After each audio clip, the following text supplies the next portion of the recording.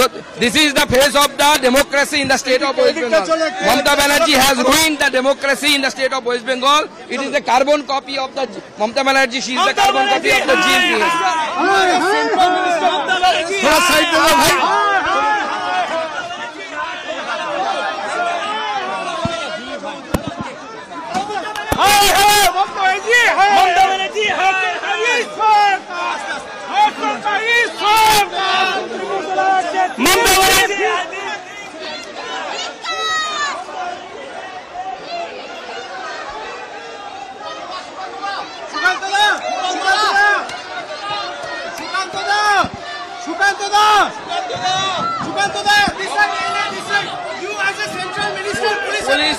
Police has arrested me and other workers also.